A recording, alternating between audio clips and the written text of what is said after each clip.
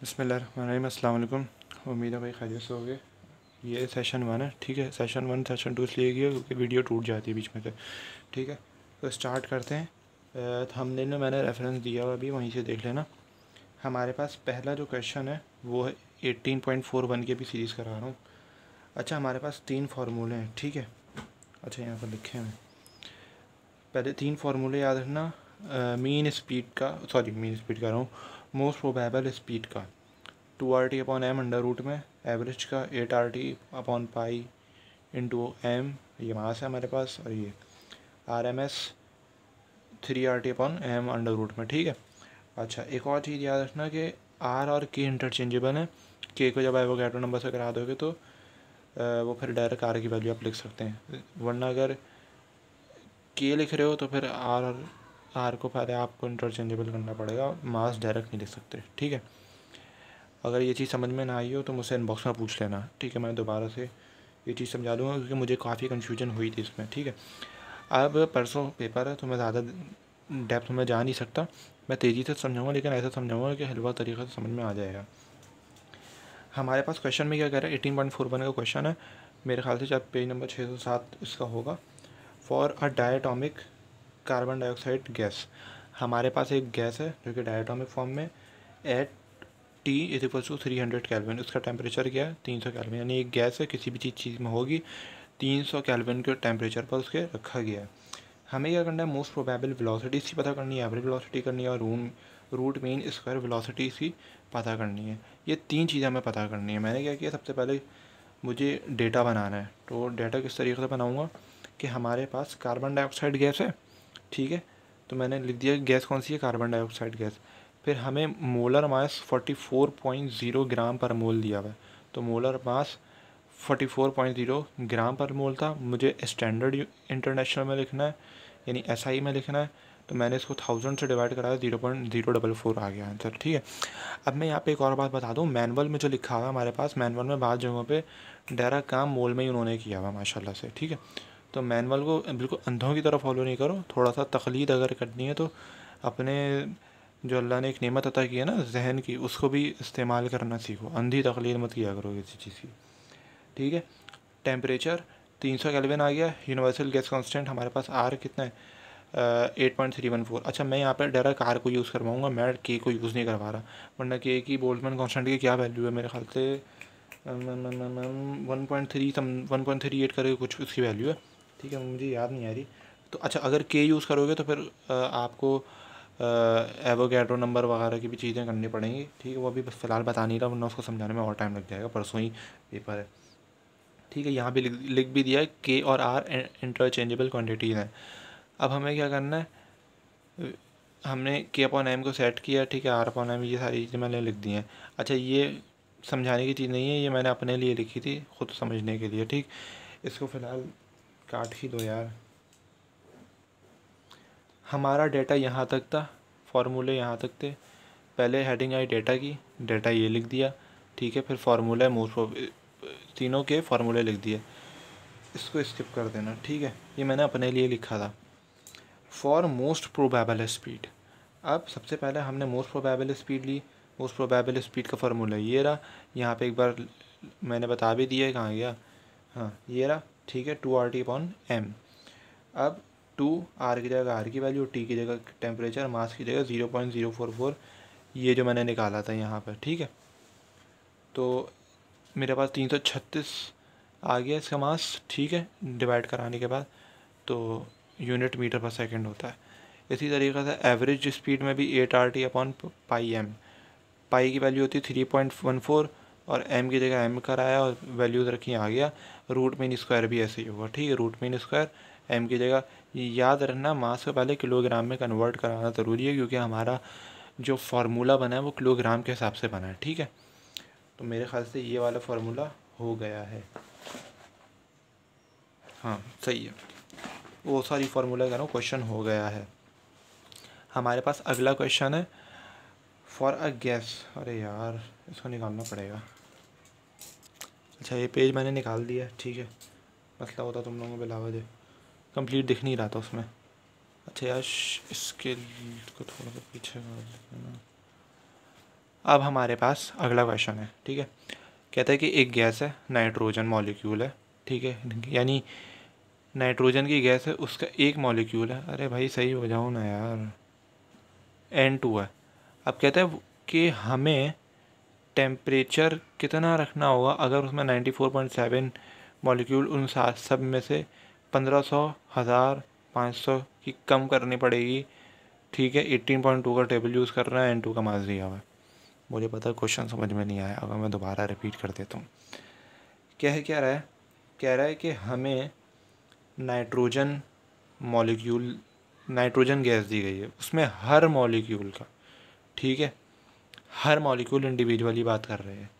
कह रहा है उसमें तमाम जितने भी इंडिविजुअली मॉलिक्यूल हैं उनका टेम्परेचर क्या रखना पड़ेगा। अगली बात, यानी हमसे टेम्परेचर पूछा, उसके बाद कह रहे हैं कि हमें पहली कंडीशन दी गई है, कह रहा है अगर उन तमाम मॉलिक्यूल यानी 100% मॉलिक्यूल, उन 100% मॉलिक्यूल में से अगर 94.7, ठीक है, 94.7 मॉलिक्यूल्स की स्पीड अगर 1500 से कम करनी है तो हमें टेम्परेचर कितना रखना पड़ेगा। अगर नाइट्रोजन गैस के मॉलिक्यूल में 94.7% मॉलिक्यूल्स की स्पीड हमें 1000 से कम करनी है तो हमें टेम्परेचर कितना अगर कम रखना पड़ेगा, कम मतलब टेम्परेचर कितना रखना पड़ेगा। अगर हमें उन 100% नाइट्रोजन की गैस के मॉलिक्यूल्स के, ठीक है, यानी 100% नाइट्रोजन था, उसमें 94.7% नाइट्रोजन को के मॉलिक्यूल्स की स्पीड अगर 500 मीटर पर सेकेंड से कम रखनी है तो हमें टेम्परेचर कितना रखना पड़ेगा। इसको एक बार दोबारा सुन लेना, समझ में आ जाएगा, ठीक है। थोड़ा सा कॉम्प्लिकेटेड है समझाने में। सबसे पहले हमने क्या लिखा, गैस कांस्टेंट लिख लिया, ठीक है। फिर मोलर मास वही 28 को 1000 से डिवाइड कराया, 0.08 आ गया। स्पीड रेशो, अब यहाँ पे हमारे पास स्पीड रेशोज यूज़ होंगे 18.2, क्योंकि हमारे पास एक चीज़ दी गई है 94.7, ठीक है, और हमें कहा गया है कि 1500 पे से कम रखना है कितने मॉलिक्यूल को, 94 सारे मॉलिक्यूल्स को वो नहीं कह रहा, वो कह रहा है हमें 1500 से कम स्पीड रखनी है लेकिन सिर्फ 94.7% मॉलिक्यूल्स की, ठीक है। आप सबसे पहले हमें पता है कि VRMS क्या होता है। VRMS में क्यों यूज़ कर रहा हूँ, बात समझना। VRMS इसलिए यूज़ कर रहा हूँ, पहले तो उसमें टेम्परेचर दिया हुआ है, ठीक है। तुम लोग एक चीज़ देखो, टेम्परेचर तीनों में, ठीक है, टेम्परेचर दिया हुआ है। दूसरा इसमें मास है, R है और 3 है, ठीक। अब मैं इसमें इसलिए यूज़ कर रहा हूँ क्योंकि इसमें मेरे पास बेसिकली स्पीड में रेशो पूछा हुआ है। अच्छा, अब 18.2 में देखना, स्पीड रेशो हमें RMS से गिवन है, यानी V/VRMS हमें गिवन है, तो इसलिए मैं यहाँ पे VRMS यूज़ कर रहा हूँ क्योंकि मुझे 94.7% गिवन है, ठीक है। आप समझना, V/VRMS 1.60 हमें ये गिवन है, ठीक है। ये मैंने क्यों लिया, ये टेबल 18.2 पे देख लेना, 18.2 यूनिवर्सिटी फिजिक्स में यंग एंड फ्रीडमैन एडिशन 15, उसमें से देख लेना, उसमें से मिल जाएगा ये, ठीक है। V/VRMS हमें मिल जाएगा और वहाँ से चेक कर लेना। 94.7% के लिए हमें V/VRMS का रेशो 1.60 मिलेगा, ठीक। इतनी बात समझ में आई। और ये अगर हमें 18.2 का टेबल नहीं दिया गया, 18.2 का टेबल पूरा लिखा हुआ आएगा, ठीक। अगर नहीं दिया गया तो वहाँ पे एटलीस्ट वो ये रेशो हमें बता देंगे, इसी रेशो से ये सॉल्व होगा। मैंने क्या किया, VRMS ऊपर ले गया तो V/V ये पूरा सॉल्यूशन करके V/1.60 आ गया। अब मुझे पार्ट ए दिया गया था 1500 का, मैंने जस्ट क्या कराया, मैंने कहा भाई 1500 मीटर पर सेकेंड के लिए मैं सॉल्व कर रहा हूँ VRMS।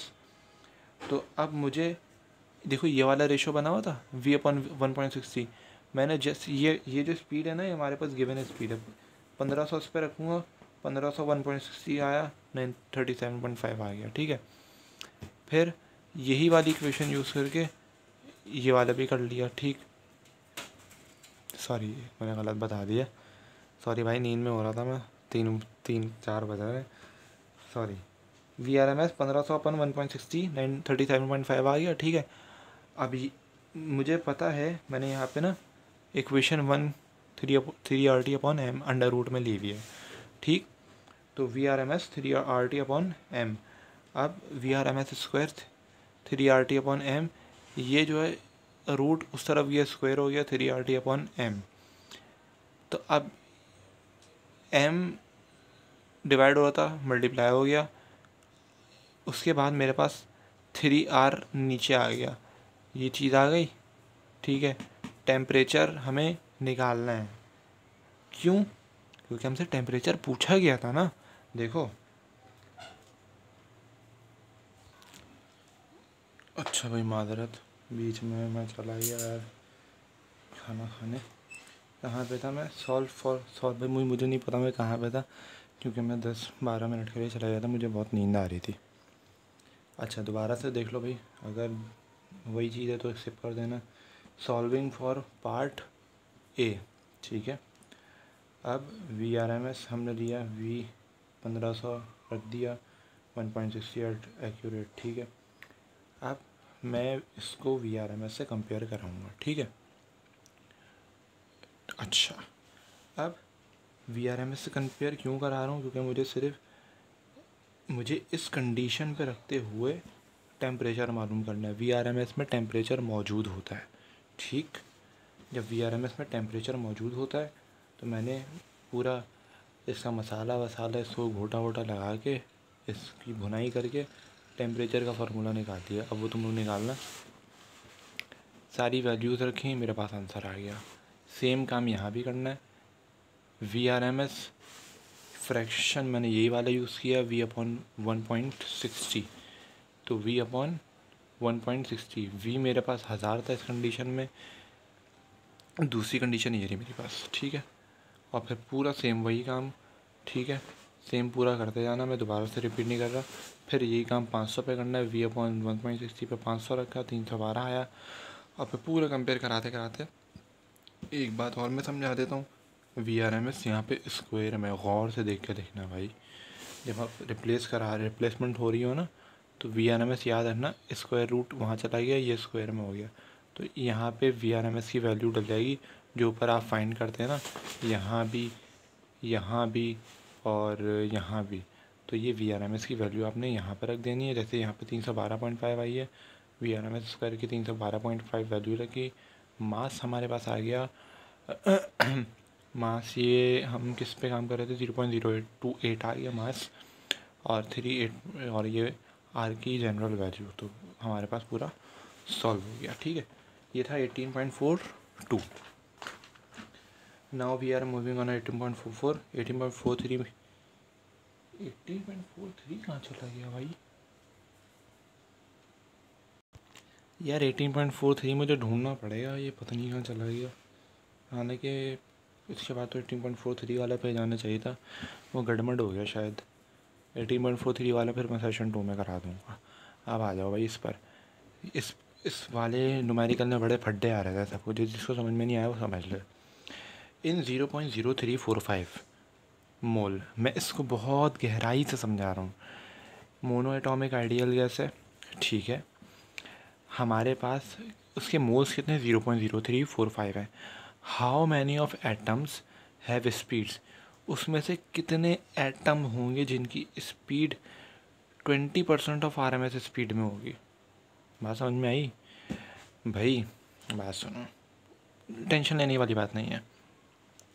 हमें कहा गया ये भाई, मोनोएटॉमिक आइडियल गैस, कोई भी आइडियल गैस सपोज कर लो, 0.0345 उसके मोल्स हैं। मॉलिक्यूल्स की बात नहीं कर रहा, मोल्स की बात कर रहा हूँ यहाँ पे मैं। कहता है कि उसमें कितने एटम है भाई, उनके एटम की कुछ ना कुछ स्पीड होगी, और RMS स्पीड भी अलग होगी, ठीक है। RMS स्पीड, एवरेज स्पीड, ये सब अलग अलग होती है ना। एक सिंपल स्पीड है, उनकी सिंपल स्पीड होगी, ठीक है। 20%, अब यहाँ पे एक बात मेरी समझना ज़रा, 20% का मतलब है कि 20% यहाँ पे हमें बताया नहीं है। 20% रेंज, एक जनरल रेंज दे दी गई है। 20% ज़्यादा भी हो सकता है, कम भी हो सकता है। तो मैं यहाँ पे +20 -20 दोनों लूँगा, अभी भी समझ में नहीं आया, मुझे पता है। देखो मैंने यहाँ पे ना रोमन में लिख दिया, हमसे पूछा गया है कि मोनोटॉमिक आइडियल गैस जिसके मोल्स 0.0345 मोल्स हैं, उसमें से एटम्स निकालेंगे, जितने एटम्स आएंगे उसमें से कितने एटम होंगे जो इस VRMS स्पीड की रेंज में हैं। ठीक है, अभी सॉल्व करेंगे समझ में आ जाएगा। अब फिर यहाँ पे दोबारा मैंने रोमन में लिखा है, अब जिन भी एटम्स की स्पीड RMS स्पीड यानी जो दी गई है उसकी रेंज में है, यानी जो RMS स्पीड हमें दी गई है ना, ठीक है, अगर अब जिन भी एटम्स की स्पीड RMS स्पीड की रेंज में है उतने नंबर ऑफ एटम मालूम करना है। मैं दोबारा से क्वेश्चन एक्सप्लेन कर रहा हूँ अभी। भाई हमारे पास मोनोएटॉमिक आइडियल गैस है, उसमें से 0.0345 मोल्स पर हमें ऑब्जर्वेशन करने को कहा गया है। तो क्या बात हुई, 0.0345 मोनोएटॉमिक आइडियल गैस है हमारे पास, ठीक है, मोनोएटॉमिक आइडियल गैस है। मोनोटॉमिक आइडियल गैस में 0.0345 मोल हमारे सामने प्लेट में ला के रखे गए, उसमें से जितने भी एटम्स या कह लो या मॉलिक्यूल कह लो वो फुदक रहे थे, उनके फुदकने की एक स्पीड थी, ठीक है। हमें कहा गया उनकी RMS स्पीड अलग होगी, ठीक है। हाँ, उसमें हमें कहा गया कि उनकी RMS स्पीड में 20% कम और 20% ज़्यादा कितने मॉलिक्यूल हैं जो उसके 20% ज़्यादा और उसके 20% कम है, उनके नंबर ऑफ़ मॉलिक्यूल मालूम करना है, ठीक है। अब मैं मज़ीद आगे करवाऊँगा ना तो आगे और समझ में आ जाएगा। डेटा नंबर ऑफ़ मोल्स मेरे पास कितने 0.0345, तो 0.0345। एवोगैड्रो नंबर कितना 6.02, एक्सपोनेंट 23, स्पीड रेंज -20 से +20 है। अब मैंने फिर टेबल 18.2 देखना है, ठीक है। टेबल 18.23 में जब हम टेबल 18.2 में जब चेक करोगे ना तो 0.771 और 0.411 आएगी हमारे पास स्पीड, सही हो गया होगा, ठीक है। 0.411 स्पीड आई होगी, जो कि देखो बात सुनो, मुझे पता है थोड़ा सा कॉम्प्लिकेटेड है भाई। 100 है, बिल्कुल 100 है। अगर मैं 100 में से 20 माइनस करूँ मेरे पास बचेगा 80। परसेंटेज की लैंग्वेज में लिखूँ 0.8। अगर मैं 100 + 20 लिखूँ तो आएगा 120। परसेंटेज की लैंग्वेज में लिखूँ तो 1.20। बात समझ में आ रही है, 1.2 आ जाएगा बेसिकली। तो अब यहाँ पे देखना, टेबल 18.2 में जाना, वहाँ पर आपको रेशोज़ दिए होंगे, आपको 1.2 की वैल्यू चेक करनी है। किसके लिए, रेशो के लिए 1.2 पे कौन सी वैल्यू दी हुई है, तो 0.771 दी हुई होगी। 0.8 पे चेक करनी है, V2 VRMS रेशोज़ दिए हैं वहाँ पे, तो 0.8 V2 VRMS, V simple speed, VRMS speed दी हुई है, और बेसिकली हमें यहाँ से VRMS स्पीड की रेंज ही पूछी गई है, ठीक है। यहाँ पे ठीक, तो हमें 0.8, मैंने 0.8 और 1.2 कहाँ से लेकर आया, मैं आसमान से लेकर आया हूँ? नहीं, अपनी मर्ज़ी से नहीं लाया, मैं लाया हूँ पूरे रूल से कि मुझे कहा गया था 20% डिस्टर्बेंस हो सकती है, तो 20% कम भी हो सकती है, 20% ज़्यादा भी हो सकती है। इसी की रेंज में मुझे VRMS की रेंज रखनी है।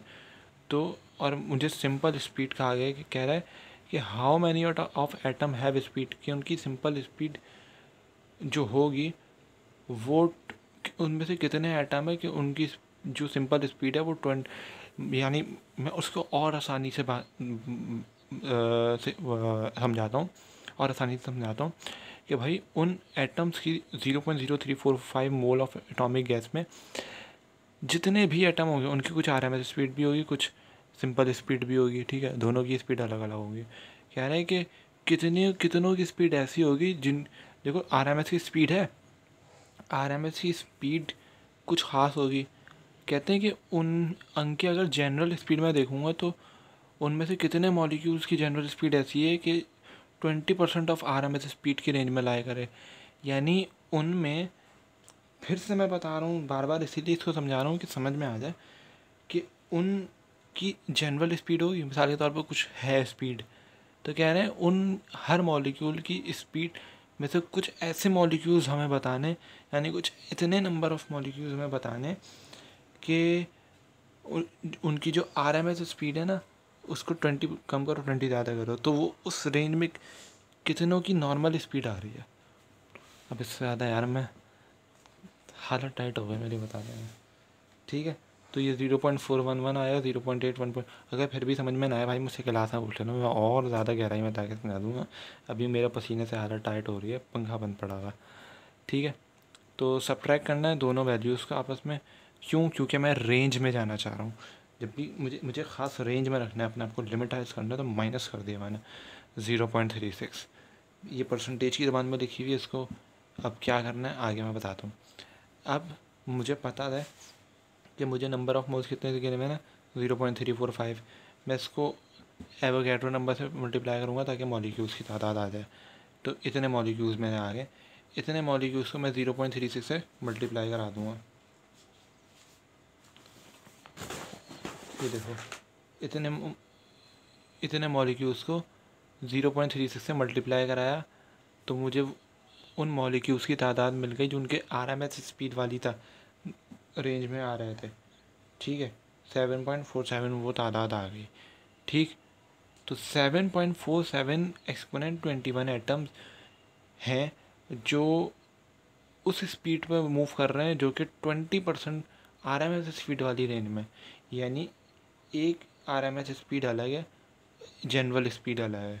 तो कुछ जनरल स्पीड ऐसी हैं जो 20% ऑफ RMS स्पीड में लाई कर रही हैं, यानी RMS स्पीड की 20% रेंज में लाई कर रही हैं, यानी उससे थोड़ा सा मैच कर रही हैं। बस हालत टाइट हो गई, ठीक है। 18.4 वाली सीरीज़ का सिर्फ 4-3 बचा है, वो अभी मैं मेरा डब्बे में कि मैं लाखों में नहीं हूँ एक। अच्छा भाई 18.24 पर आ जाओ भाई, अब आ गया नज़र। अच्छा भाई अब ये भी बड़ा भाई क्रिटिकल क्वेश्चन है। एक कंटेनर है जिसकी रिजिड वॉल्स है। रिजिड वॉल से मुराद ये है कि उसकी वॉल्स मूव नहीं कर रही, दैट्स मीन वॉल्यूम कांस्टेंट है। देखो कैसा खटाक से बताया। होल्ड कर रहा है n moles of monoatomic ideal gas, हमें मोनोटॉमिक आइडियल गैस दी गई, उसके n मोल्स दिए गए। इन टर्म्स ऑफ फैन हमें मालूम करना है how many moles of gas must be remove, उनको लाजमी रिमूव होना चाहिए फ्रॉम कंटेनर, ठीक है। यहाँ तक रखो बस। अभी भाई बेसिकली हमारे पास एक, आगे के भले ही पढ़ लेना, मैं समझा रहा हूँ। हमारे पास एक गैस है, रिजिड वॉल्स है, दैट मीन कांस्टेंट वॉल्यूम दिया गया उससे, ठीक है। जब कांस्टेंट वॉल्यूम दिया गया है, हमें कहा कि भाई हमें उनका प्रेशर भी डबल करना है, उनकी RMS स्पीड भी डबल करनी है। तो ये दोनों काम करने हैं और साइमल्टेनियसली करने, यानी एक ही वक्त पे करने हैं। तो हमें कितने मॉलिक्यूल्स को रिमूव करना पड़ेगा कि हमसे ये काम हो जाए, ठीक है। इसको भी पढ़ लेना, आगे चलते हैं। वॉल्यूम कांस्टेंट है, और मैंने वॉल्यूम का तस्वीर क्यों किया, ये आगे PV NRT वाले जनरल गैस कांस्टेंट में समझ में आ जाएगा, ठीक। जनरल इक्वेशन में, अरे भाई जनरल गैस इक्वेशन ना, जनरल गैस इक्वेशन में समझ में आ जाएगा, ठीक है। तो basically VRMS is equals to 2kT/m, ठीक। ये हमारे पास फार्मूला क्या होता है, फार्मूला होता है RMS स्पीड का, ठीक है। उसके बाद अगर मैं इसको स्क्वायर को उस तरफ भेजूँ, रूट को उस तरफ भेजूँगा, स्क्वायर हो जाएगा। उसके बाद हमारे पास ये स्क्वायर 2kT/m हो गया। याद रखना कि मैं थ्रू आउट द प्रोसेस, ये हमारे पास कांस्टेंट है, बात समझ में आ रही है, ये हमारे पास कांस्टेंट है। अच्छा अब यहाँ से हमें वॉल्यूम वगैरह नहीं मिल पाएगा, हमें यहाँ पे एक और रिलेशन यूज़ करना है, उनके बाद गैस की हो रही है। तो मैं यहाँ पे आइडियल गैस इक्वेशन यूज़ करूँगा, PV = NRT। Real gas equation अलग होती है, उसमें थोड़ी सी मॉडिफिकेशन होती हैं। खैर अभी फ़िलहाल उस टॉपिक पे नहीं है, तो आइडियल गैस में यूज़ करूँगा। अब एक सेकंड, एक चीज़ याद रखना। देखो जब हम प्रेशर को डबल करेंगे, RMS स्पीड को डबल करेंगे, तो स्टेट 2 हो जाएगी। लेकिन ये काम करने से, दोबारा से बता रहा हूँ, जब प्रेशर को डबल करेंगे, आरएमएस स्पीड को डबल करेंगे, कुछ n नंबर ऑफ़ मॉलिक्यूल्स को निकाल भी लेंगे उस कंटेनर में से, तो वो स्टेट नंबर 2 होगी, और इसको करने से पहले स्टेट नंबर 1 होगी। तो एक इक्वेशन पी स्टेट नंबर 1 के लिए P1 V is equals to nRT1। बात समझ में आ रही है? V कांस्टेंट है, V1, अरे यार यहाँ पे बताता हूँ, V1 V2 is equals to V, तो ये कांस्टेंट है बेसिकली। बाबा क्या शेर है, V1 V2 V1 V, ये तो कांस्टेंट सही, वाह क्या शेर है। अच्छा, P2 V nRT2, ठीक है। तो जस्ट डिफरेंस में आएगा, प्रेशर में डिफरेंस आ रहा है, बाकी सारी चीज़ें ऑलमोस्ट कांस्टेंट हैं। मैंने इज इक्वल्स टू डाला, 2 नहीं लिखा। ये भी कांस्टेंट होता है, ये भी कांस्टेंट, ये भी कांस्टेंट, ठीक है। अब मुझे क्या करना है, बेसिकली N1, ठीक है, ये N है। अब P1 V और ये नीचे चला गया, तो स्टेट नंबर 1 के लिए मेरे पास इक्वेशन ये आ गई, स्टेट नंबर 2 के लिए इक्वेशन ये आ गई, ठीक है। बात समझ में आ रही है? अब यहाँ से ज़रा एक और चीज़ देख लो। अब मैं ज़रा VRMS 2 kT पे काम करूँ अगर, तो VRMS 2 kT पे मैंने बताया ये क्या हो जाएगा, ये क्या हो जाएगा, ये कांस्टेंट है, ये हट जाएगा। तो अगर मुझे प्रोपोर्शनलिटी में लिखना है तो ये ऐसे आ गया। अब ज़रा इसको ऐसे लिख दो, V², थोड़ी देर के लिए माना ऐसे, ठीक है। तो अब अगर 1 स्क्वायर किया तो 1 आया, टेम्परेचर भी, यानी 1 रखा 1 आया, 2 रखा 4 आया, फिर अगर 4 रखा 16 आ गया, 8 रखा 64 आ गया। यानी अगर मैं 2 को यहाँ पे मैंने डबल किया, 2 को 2 से मल्टीप्लाई किया 4 आया, यहाँ पे फिर 4 को 2 से दोबारा मल्टीप्लाई किया यानी डबल किया तो 8 आया, 8 को दोबारा डबल किया 16 आया, ठीक है। और सब पे स्क्वायर लगा हुआ, ठीक। तो सबके आंसर क्या हो रहा है, 4 टाइम्स बढ़ रहा है। अगर यकीन नहीं आ रहा, 64 को 16 से माइनस करो, डिवाइड करो, 16 को 4 से डिवाइड करो, 4 ही आएगा। तो हमारे पास ये वाली इक्वेशन सेट हो रही है, T2 is equal to 4T1। मैं तेज़ी से समझा रहा हूँ क्योंकि टाइम निकल रहा है, 27-25 हो गया, ठीक है। T2 is equal to 4T1 बन रहा है, यानी T2 अगर मैं एक वैल्यू रखूँगा तो वो 4 टाइम्स ऑफ T1 होगी, यानी टेम्परेचर 1 में अगर मैं कोई चेंज लाऊंगा ना तो वो 4 टाइम हो जाएगा, तो T2 बनेगा, ठीक। ये वाली चीज़ दोबारा पूरा सॉल्व करना एक बार, फिर तुम्हें समझ में आ जाएगी, ठीक। अब्दुल्ला भाई तुमसे भी बोल रहा हूँ मैं, इंसानों की तरह कर लेना, कम नंबर नहीं आना चाहिए वरना बाल नोच नोच के मारूंगा, ठीक। तो अब बेसिकली हमारे पास यहाँ से T2 की वैल्यू आ गई है 4T1, ठीक है। तो अब मैं इसको यहाँ पे पुट करा दूँगा, ठीक है। अच्छा भाई, अच्छा ये मिस्टेक हुई भी है यहाँ पे, ठीक है। तो मैं यहीं पे बता देता हूँ। बेसिकली P1 V1, देखो हमारे पास इक्वेशन बनी थी ना, P1 is equals to nRT। मैंने स्टेट 1 के लिए इसको सेट किया था। मैं यहाँ पे 1 मोलर गैस ले रहा हूँ, ठीक है। तो मैं इसको P1 is equals to RT कर दूँगा। तो P1 वॉल्यूम दोनों के लिए कांस्टेंट सेम है, तो वॉल्यूम में चेंज नहीं आ रहा, टेम्परेचर में चेंज आ रहा है, ठीक है। तो मेरे पास स्टेट नंबर 1 के लिए इक्वेशन ये बनी, स्टेट नंबर 2 के लिए इक्वेशन ये बन गई। भाई मैं डिवाइड नहीं करा रहा, बीच में सिर्फ फ़र्क करने के लिए लाइन रखी है, ठीक है। तो स्टेट 1 वाली चीज़ें मैं एक तरफ कर लेता हूँ, ठीक। अच्छा बल्कि लिखा हुआ स्टेट नंबर 1 की चीज़ें इस तरफ करनी, P1 V R1 T1 और P2 V R2 T2, ठीक है। R भी तो कांस्टेंट ही होता है मियाँ साहब, R की वैल्यू भी तो कांस्टेंट ही होती है, ठीक है, ठीक है। ये रिलेशन बन रहा है। अब एक और चीज़ यहाँ पे समझ लो यार, मैं किस पे समझाऊँ यार, भाई यहाँ पे समझ लो यार। देखो मैंने P1, यहाँ से देखो P1 V1 is equals to nRT, ठीक है। ये हो गया T1। वॉल्यूम मेरे पास चेंज नहीं हुआ था, मैं अगर इसको स्टेट 2 पे रखूँ P2 V nRT, मैं एक चीज़ समझाना चाह रहा हूँ, स्किप नहीं करना, ठीक है। ये 2 चीज़ें आ रही हैं मेरे पास, ठीक।